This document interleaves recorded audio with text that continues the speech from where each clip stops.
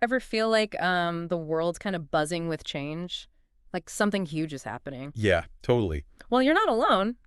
Today, we're diving into The Tide Has Turned. I love this book. It's a book making waves for saying a global shift in consciousness is happening right now. And it's not just about observing this shift, but like realizing we're part of it, Hmm. Shaping it with every thought and every action. It's exciting, isn't it? It's like this book connects those personal stories of awakening with ancient prophecies Right. and even throws in a bit of quantum physics.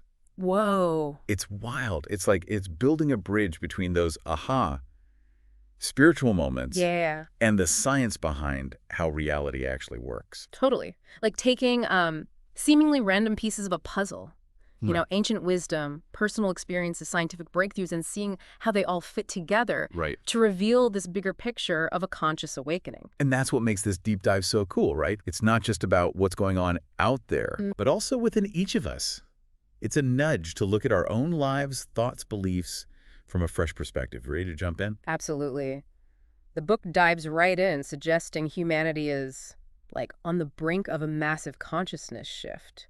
The author even talks about sensing this energy early in life, feeling drawn to like prophecies across different cultures about a new age of enlightenment. Yeah. What struck me was how these predictions weren't limited to just one belief system. Right, from Nostradamus to Edgar Cayce. Wow. Even ancient scriptures from various cultures, they all seem to point to now, this very era, as a turning point in human evolution. It's almost as if there's this cosmic clock we're all synced to, Oh, wow. and it's time for us to wake up. That's incredible. But wake up to what exactly? Chapter 2 digs into the concept of a vibrational universe. Okay. It suggests everything, our thoughts, our emotions, everything is energy vibrating at different frequencies. It's kind of like we're walking, talking tuning forks, constantly emitting and attracting specific energies based on our dominant vibration. That's a great way to put it. Think about how certain music makes you feel. You know, Hmm. upbeat music, it can instantly boost your mood, Right. while a sad song might bring up more difficult emotions. Yeah. Each sound wave carries a different vibration that affects us. And this book suggests our thoughts and emotions operate similarly, like emotional tuning forks, attracting experiences that match their frequency. Okay. That's where the law of attraction comes into play, which we'll unpack more later on. Okay. So if we're constantly giving off these vibes, it stands to reason that we'd attract experiences on a similar wavelength, right? Like, have you ever noticed how when you're feeling down, things just seem to keep going wrong? Exactly. It's like a feedback loop. Dwelling on negativity reinforces that low vibrational state and tends to draw in more of the same experiences. It's true. On the flip side, when you're feeling positive and optimistic, opportunities seem to present themselves more often. It's not just about wishful thinking, Right. but about aligning our energy with the experiences we want to attract. Mm. But the real question is, how much control do we have over this process?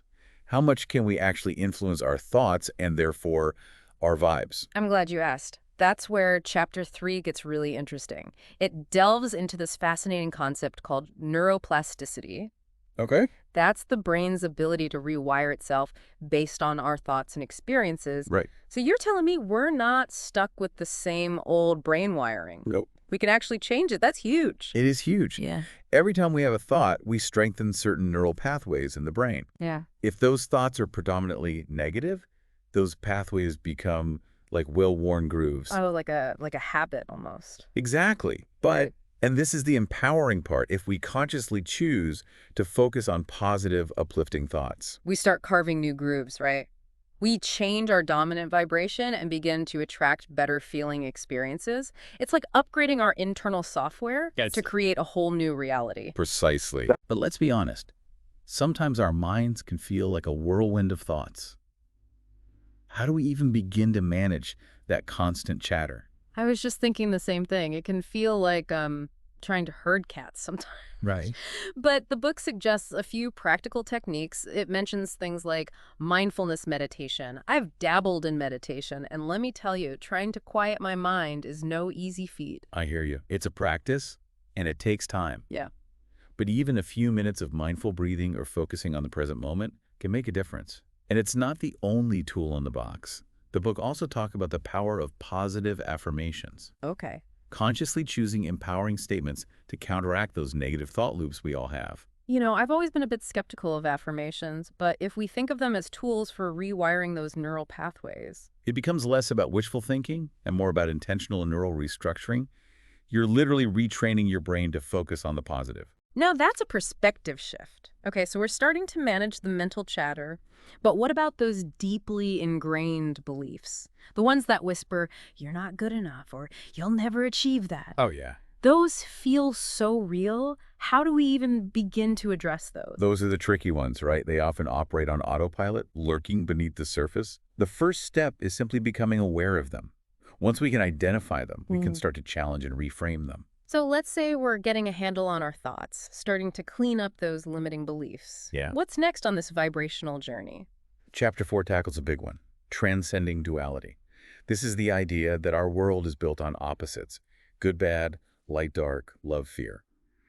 But as we awaken, we start to see this duality as more of an illusion than a hard and fast truth. So instead of seeing the world as this black and white chessboard, we start to see the shades of gray, the interconnectedness of it all. Exactly. And that's where things get really interesting. Because when we transcend that duality, we move beyond fear. Think about it.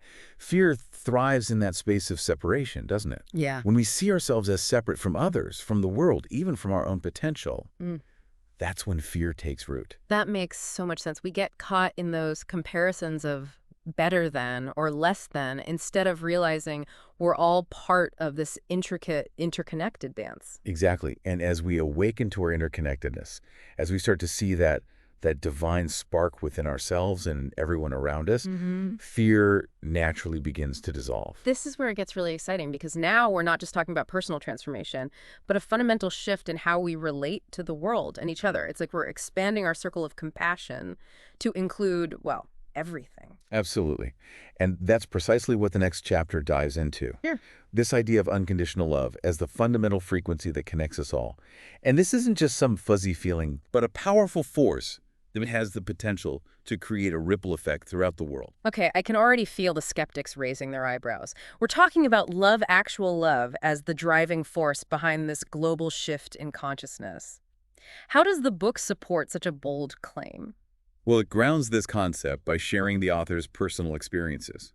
They describe encounters with a spiritual master who embodied this unconditional love, Okay. radiating a palpable sense of compassion and acceptance. The author recounts feeling utterly seen and supported in this presence, Wow. not in a way that diminished their own light, but actually amplified it. It's like those moments when you're in nature and feel a profound sense of peace and connection, a deep knowing that you're part of something much larger than yourself. Except here, it's sparked by another human being. Precisely. And the author emphasizes how this encounter wasn't about feeling smaller or insignificant. It was profoundly empowering. It was a reminder of their own capacity for love, their own divine nature. Which brings us to Chapter 6, Awakening to Our Divine Nature. I have to admit, this is one of those concepts that initially sounded a little out there to me, but as I kept reading, it started to resonate. It's like we've been playing small, forgetting who we truly are, the incredible potential we possess. It's a powerful reframe, isn't it? Because suddenly, those limitations we place on ourselves, those doubts, those fears, Right. they start to seem much less real. We begin to recognize that we are not just these limited, separate selves trying to make sense of the world. We carry within us the very essence of the creative force of the universe. Exactly. And if that's true, if we can really tap into that power, imagine what we can achieve, both individually and collectively. But it's not always easy, is it? This awakening process, this remembering who we are. The book doesn't sugarcoat the challenges. You're right. The book talks about facing our shadows, those parts of ourselves that we'd rather keep hidden. It emphasizes that these challenging experiences, these dark nights of the soul, are often catalysts for profound growth. It's like we need to move through the darkness to truly appreciate the light, to emerge stronger and more resilient on the other side. And that resonates with the whole idea of duality we were discussing earlier, right? It's not about denying the difficult experiences, but recognizing that they're an essential part of the journey, part of what allows us to access our full potential. Precisely. But even amidst the challenges, the book reminds us that we are never truly alone. There's this underlying current of love and support always available to us, even when we can't see it or feel it. It's like learning to trust that the universe, this creative force has our back, even when things get tough. Exactly. And that brings us to the concept of deliberate creation, which the book explores in Chapter 7. As we awaken to our divine nature, we also awaken to our power to co-create our reality. But let's be clear, this isn't about magical thinking, where we simply wish for things and they magically appear. Right. So we're not just talking about putting in a cosmic order with the universe and waiting for it to arrive on our doorstep. Not quite. It's about aligning our thoughts, emotions, and actions with our desires. It's about recognizing that we are always creating, whether consciously or unconsciously. So we might as well get good at it, right? Yeah. Become more intentional about what we're putting out into the world. But how do we do that? How do we become more conscious creators? The book highlights the importance of becoming aware of our beliefs, particularly those subconscious ones that might be holding us back. It also emphasizes the power of visualization, and not just daydreaming, but really feeling into the experience of what we want to create, almost as if it's already happening. It's like setting our internal GPS to the frequency of our desires and then taking inspired action toward them. Exactly. Yeah. And just as importantly, trusting that the universe, that universal intelligence, will conspire to make it happen. Trust. That's a big one, isn't it? Because sometimes what we think we want might not actually be in alignment with our highest good. Absolutely. And that's where the art of surrender comes in, of allowing the universe to guide us, Yeah. even if it takes us down unexpected paths. Because sometimes those unexpected detours lead to the most incredible destinations. That's a comforting thought. We're clear about our desires, we're aligning our energy, and we're trusting the process. But what about those times when things get tough, when we face setbacks or challenges? How do we navigate those within this framework of deliberate creation? That's where Chapter 8, Navigating the Awakening Process, comes in. And as you might imagine, this is where things get really real, because awakening isn't all sunshine and rainbows. Right. It can be messy, challenging, even downright painful at times. Life doesn't hand us a get-out-of-jail-free card just because we're on a spiritual path. If anything, it sometimes feels like the challenges amplify. Exactly. And the book acknowledges that. It talks about the importance of facing our shadows, those parts of ourselves that we might be tempted to repress or deny. It suggests that these challenging experiences, these dark nights of the soul, are often catalysts for the most profound growth. It's in those moments of darkness that we often discover our greatest strength and resilience. It's like we have to move through the mud to truly appreciate the beauty of the lotus flower. It's in the contrast, the full spectrum of human experience that we find our wholeness. Beautifully said. This chapter also touches upon those moments of profound connection, those peak experiences where we feel one with everything. But it cautions us against getting attached to those states The because... real work of awakening happens in the day-to-day, in how we show up for ourselves and others, even when we're not feeling our most enlightened. Exactly. It's about integrating those glimpses of expanded consciousness into our everyday lives, Yeah. into our relationships, our work, our interactions with the world around us. Which brings us to another crucial aspect of this journey, our relationships.